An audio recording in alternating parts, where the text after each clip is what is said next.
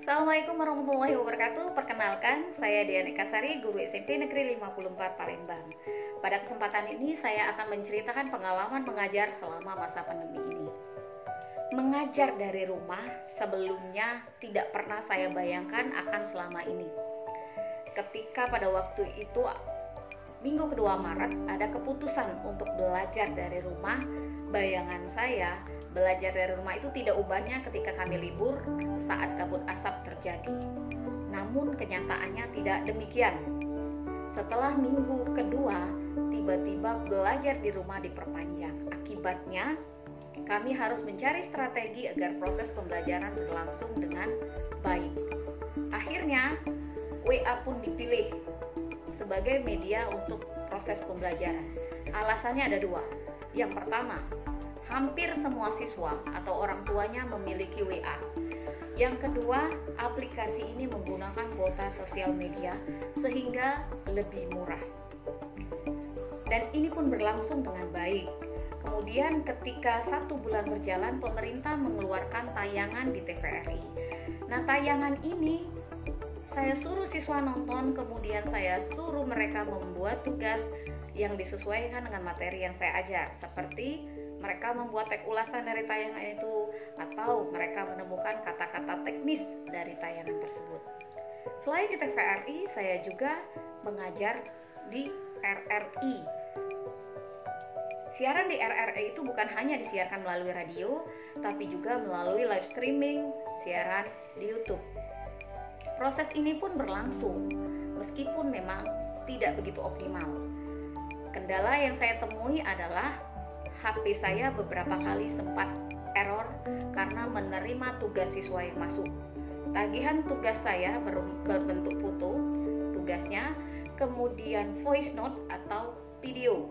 Akibatnya, ketika 1 pekan itu 300-an pesan yang masuk, saya kewalahan mendata tugas-tugas yang masuk. Namun, mau bagaimana lagi?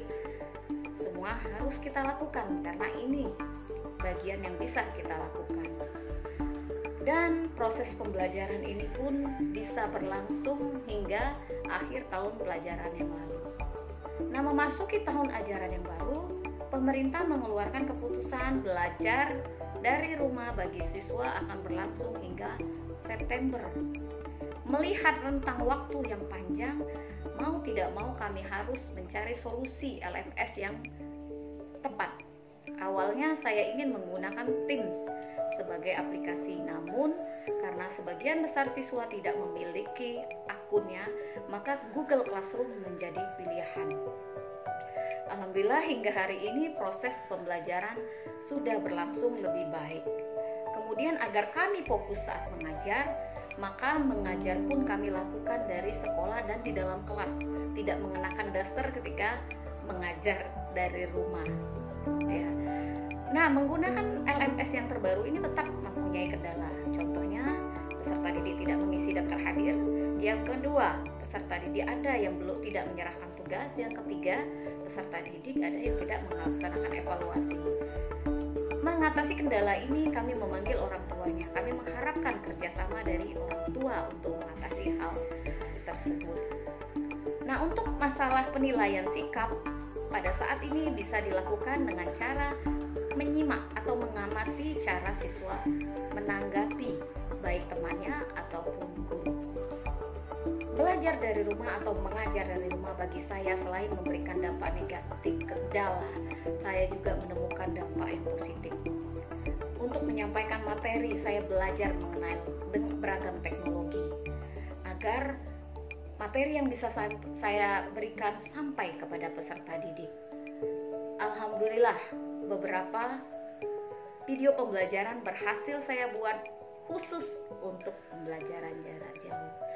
Jadi, menyimak mengajar pada masa pandemi ini sekarang kembali kepada kita sendiri, mau melihatnya dari sisi negatif atau positif. Tapi kita harus selalu ingat satu slogan, teknologi memang tidak bisa menggantikan guru, tetapi guru yang tidak menguasai teknologi akan ditinggalkan.